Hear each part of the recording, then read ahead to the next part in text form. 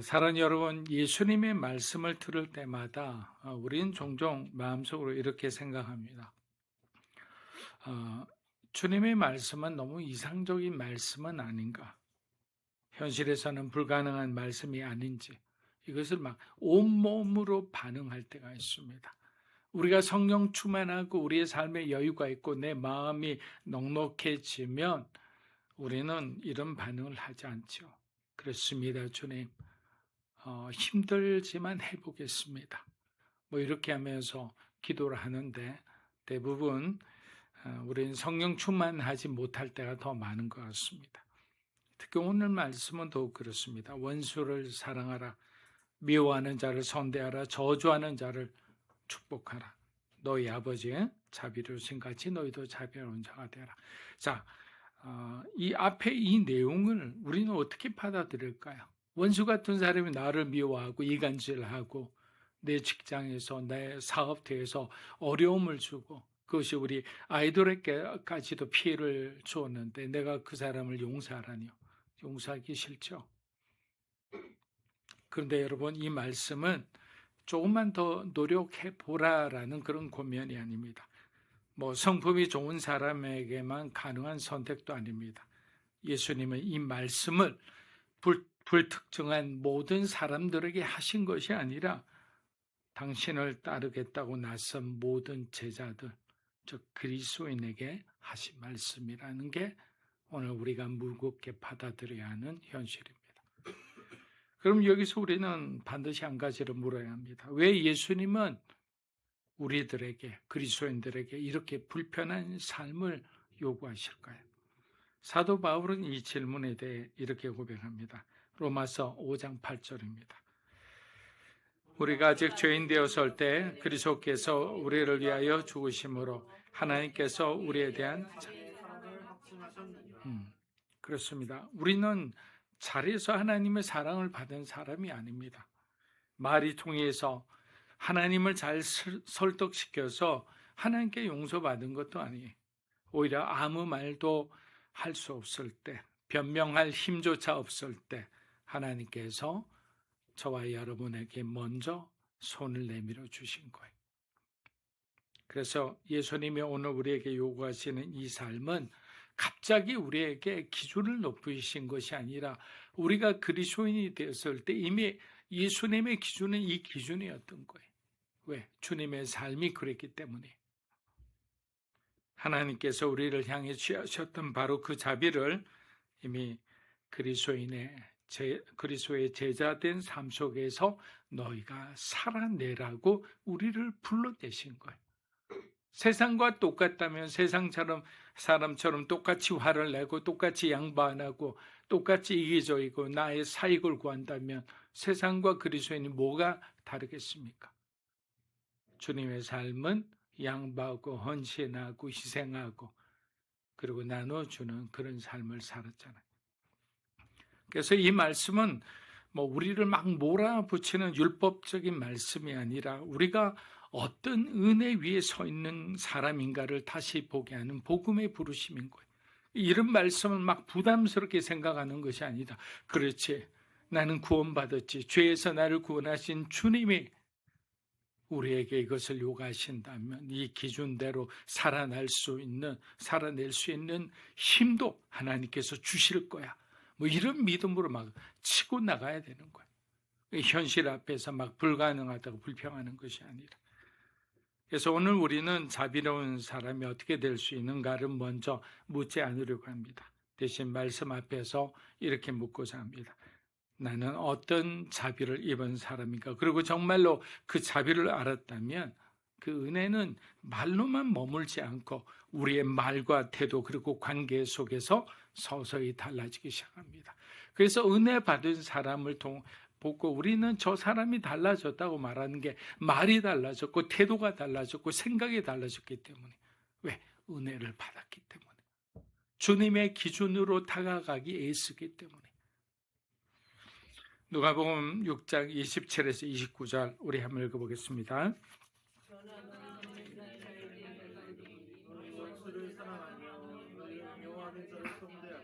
너희를 저주하는 자를 축복하며 너희를 모욕하는 자를 위하여 기도하라. 너의 이 뺨을 치는 자에게 저 뺨도 돌려대며 내 겉옷을 빼앗는 자에게 속옷도 거저.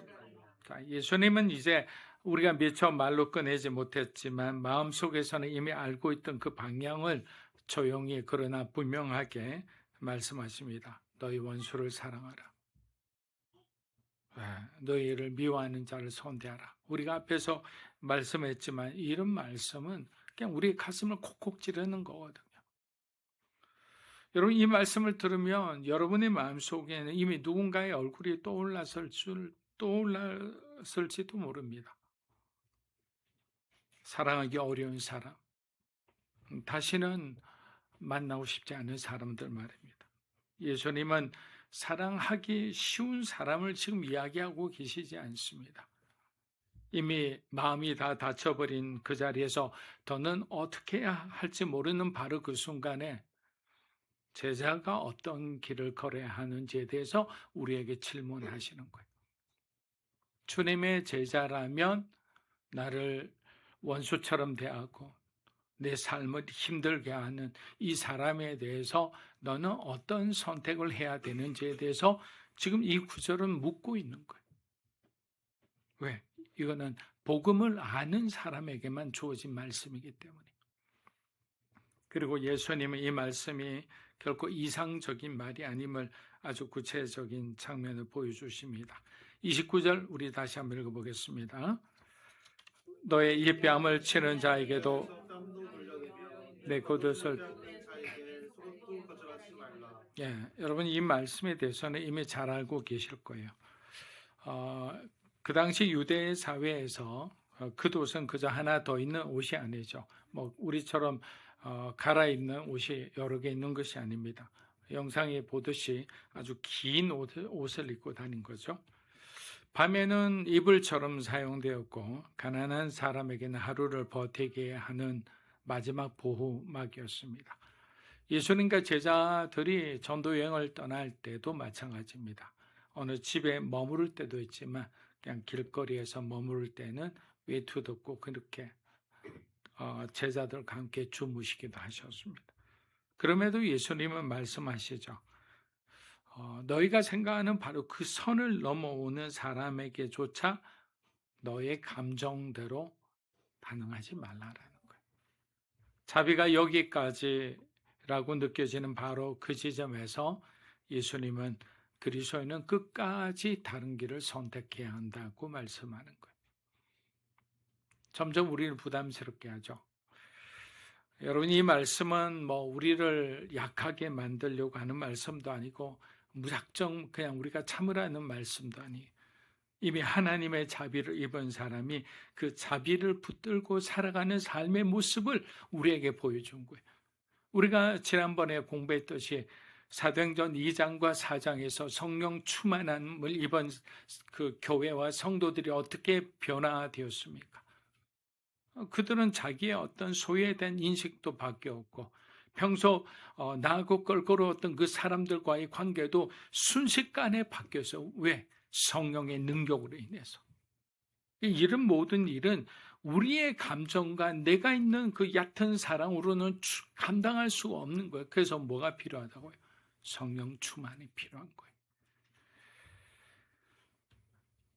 그래서 또 이 말씀이 또 우리에게 억울함을 혼자 감당하라는 것도 아닙니다. 끝까지 사랑과 자비의 길을 걸어가는 그 길에서 주님이 여러분을 도와주시리라 믿습니다. 자, 누가복음 6장 30절에서 31절 우리 한번 읽어볼까요? 내게 구하는 자에게 주며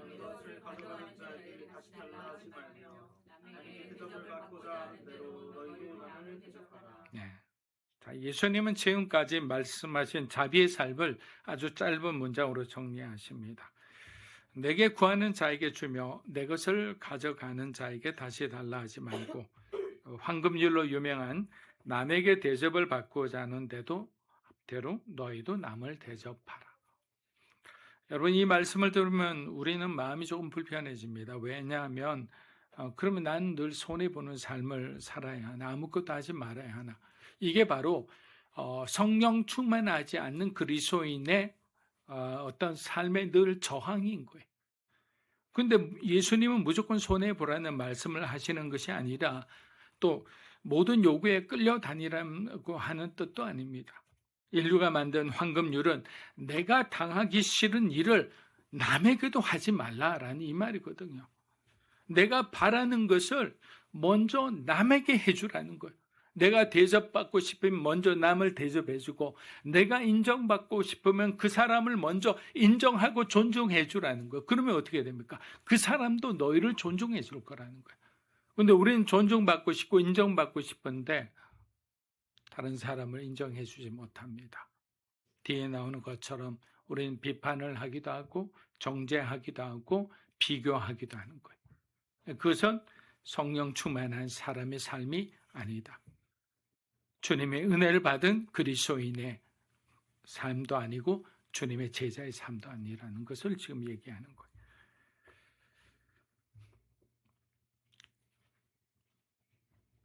인류가 만든 황금률에 대해서 말씀드린 것처럼 예수님의 말씀은 여기서 한 걸음 더 나아갑니다. 예수님은 내가 받고 싶었던 그 어떤 그 꿈이 있다면 그 꿈을 향해서 너는 선택해서 살아가겠지만 다른 사람의 꿈도 너희가 존중해 줘야 한다라는 거죠. 같은 일맥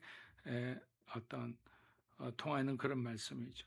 그래서 이 말씀의 기준은 상대가 아니라 상대의 태도, 상대의 자격도 아니고 기준은 나라는 거죠. 그러나 우리는 늘 이렇게 말합니다. 그 사람이 먼저 그랬잖아요. 그 사람은 그렇게 대접받을 만한 자격이 없어요, 주님. 제가 너무나 잘 압니다. 제가 더 잘할까요? 주님이 더 잘할까요? 주님이 더 잘 알죠. 주님은 내가 보지 못하는 그 모든 모습까지 그분이 어떤 상황에서 그런 일을 하는지 그 내면까지 주님은 다 알고 계시는 거예요. 세스 루이스라는 훌륭한 기독교 신학자는 이렇게 말했습니다. 이 황금률에 대해서 이웃을 사랑하는 것은 그 사람을 좋아하는 감정을 가지는 것이 아니라 그 사람을 사랑받는 존재처럼 대해주는 거다. 왜? 우리 모두는 사랑에 굶주려 있으니까.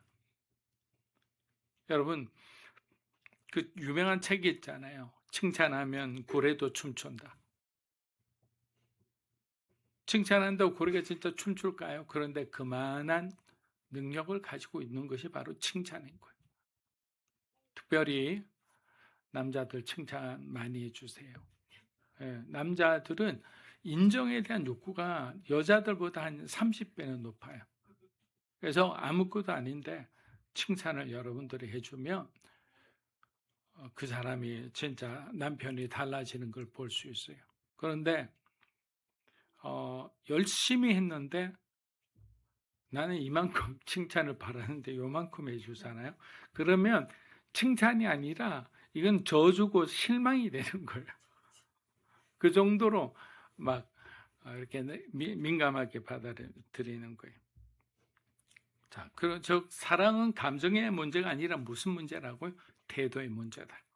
우리가 받고 싶었던 존중, 우리가 원했던 이해, 우리가 마음 깊이 갈망했던 그 대우를 먼저 선택해서 그 사람에게 해주는 거예요. 우리는 먼저 나에게 좀 나도 해주겠다라는 마음으로 순서 때문에 계속 10년, 20년 싸우는데 그게 아니라 내가 먼저 하는 것이 그리스도인이다. 성경은 이 원리를 여러 곳에서 같은 방향으로 말합니다. 잠언 20장은 악을 악으로 갚지 말고 여호와를 기다리라고 말하고, 사도 바울은 로마서 12장에서 악에게 지지 말고 선으로 악을 이기라고 권면합니다. 베드로 역시 베드로전서 3장 9절에서 이렇게 말합니다. 비슷하지만 한번 더 읽어보겠습니다. 악을 악으로 욕을 욕으로 갚지 말고 도리어 복을 빌라. 이를 위하여 너희가 부르심을 받았으니 이는 복. 자, 여기 진짜 중요한 부분이 나죠. 복을 빌라. 이를 위하여 너희가 부르심을 받았으니 이는 복이 이어지게 하리라.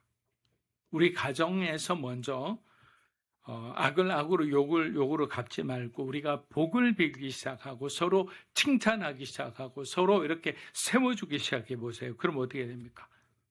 이 가정의 가훈처럼 이 가정이 그렇게 흘러가게 되는 거예요. 자녀들에게도 흘러갑니다. 여러분, 이 말씀들은 같은 방향을 가리킵니다. 자비는 상대방의 반응에 달려있지 않고 어디라고요? 하나님의 성품에 달려있는 거예요. 그래서 황금률은 착하게 살라는 도덕 문장이 아닙니다. 이미 하나님의 자비를 입은 사람이 세상 속에서 어떤 기준으로 살아가는지를 보여주는 제자의 삶의 원칙이 바로 이 황금률이라는 거예요. 이 말씀이죠. 그렇게 우리는 더 이상 자기 감정과 자기 권리를 끝까지 붙들고 살아야 하는 사람이 아닙니다. 왜? 내 권리를 주장하기 시작하면 나는 절대로 십자가를 질 수 없어요. 그 부자 청년이 보세요. 예수님께서 다 팔아서 나를 따르라. 주님을 따르는 것이 어마어마한 비교할 수 없는 축복과 영원한 생명이 그에게 주어질 수 있는데 그는 자기가 지금 갖고 있는 100억, 1000억 이것 때문에 영생을 포기하고 마는 거예요. 그래서 우리는 이렇게 기도하게 됩니다. 주님, 제가 살면서 받고 싶었던 그 자비로 오늘 제 앞에 있는 그 한 사람을 대하게 하여 주시옵소서라고 기도하는 거예요. 자, 우리 좌우에 있는 분에게 제가 먼저 섬기겠습니다. 한번 인사하겠습니다. 진심이 아닌 것 같아요. 자, 누가복음 6장 35절에서 36절 우리 한번 읽어보겠습니다. 오직 너희는 원수를 사랑하고 선대하며 아무것도 바라지 말고 구워주라. 그리하면 너희 상이 클 것이요. 그는 은혜를 모르는 자와 너희 아버지의 자, 예수님은 이제 왜 제자가 이런 삶을 살 수 있는지를 분명하게 가르쳐 주십니다. 예수님은 이렇게 살면 하나님의 자녀가 된다라고 말씀하지 않으셨죠. 이미 하나님의 자녀이기에 너희의 이런 삶이 나타난다. 너희가 처음에는 힘들게 그렇게 살겠지만 조금씩 은혜가 쌓이고 말씀이 쌓이고 기도의 어떤 깊이가 쌓이고 그러면서 성령으로 충만해지기 시작하면 어떻게 된다고요? 주님이 원하시는 방향으로 나도 모르게 주님이 걸어가신 그 길을 걷고 있는 거예요. 좁은 길을 걷고 있는 거예요. 그래서 이 말씀의 근거는 우리의 결심도 아니고 우리가 성숙해서도 아니 하나님 아버지의 성품이 우리에게 입혀졌기 때문에 하나님은 은혜를 모르는 사람에게도 인자하시고 악한 자에게도 자비를 거두지 않으시는 좋으신 하나님이시잖아요. 그래서 저와 여러분이 구원받았잖아요. 그 자리에서 싹 잘랐다면 세상 밖에서 그냥 나를 위해만 살고 있던 그 사람이 어떻게 구원받았겠습니까? 그러므로 제자의 삶은 억지로 만들어내는 윤리가 아니라 이미 받은 자비가 우리 안에서 우리가 그 자비에 순종할 때 흘러나가는 거예요. 사랑하는 여러분, 주님의 이 말씀은 우리가 감당할 수 있는 요구가 아닙니다. 너희의 아버지의 자비로우신 같이 너희도 자비로운 자가 되라. 힘듭니다. 하나님, 선택적일 수밖에 없을 것 같아요. 미워하는 사람은 쳐다보기만 해도 그냥 거룩한 욕들이 막 나오기 시작하는데 어쩔 수가 없잖아요. 근데 우리는 애써 자비를 만들어내는 사람이 아니라는 걸 알기 때문에 그렇구나. 하나님에게서 내가 자비를 받아 보내면 되겠구나. 그런 생각을 하기 시작할 때 내 마음은 조금씩 달라지죠. 막 부담으로 느꼈던 것이, 책임으로 느꼈던 것이 이제는 조금씩 몸이 가벼워지는 거예요. 여러분, 말씀드린 대로 하나님을 바로 알지 못하면 자비는 의무가 됩니다. 관계는 부담이 됩니다. 그러나 아버지를 알게 되면 그분이 자비는 설명하지 않아도 자연스럽게 우리 삶 속에서 열매를 맺고 흘려보내고 선한 영향력을 끼치게 되는 것입니다. 베드로가 그랬고 바울도 그랬습니다. 그들이 주님을 만났을 때 그들은 더 이상 예전 방식으로 살 수 없었습니다. 복음을 위해 고난당하고 핍박을 당해도 그들은 미움으로 반응하지 않았어요. 나도 싸우자 이렇게 하지 않았던 거예요. 사랑으로 응답했고 또다시 사랑을 선택했습니다. 여러분, 이것이 주님을 아는, 주님을 따르는 자의 삶인 거예요. 우리 마지막 구절 우리 한번 보겠습니다. 37, 38절. 비판하지 말라. 그리하면 너희가 비판을 받지 않을 것이요. 정죄하지 말라. 그리하면 너희가 정죄를 받지 않을 것이요. 용서하라. 그리하면 너희가 용서를 받을 것이요. 주라. 그리하면 너희가 흔들어 넘치도록 하여 너희에게 안겨주리라. 너희가 헤아리는 그 헤아림으로 너희도 헤아림을 도로받을 것이라. 오늘 주님은 우리에게 더 잘하라고 다그치지 않습니다.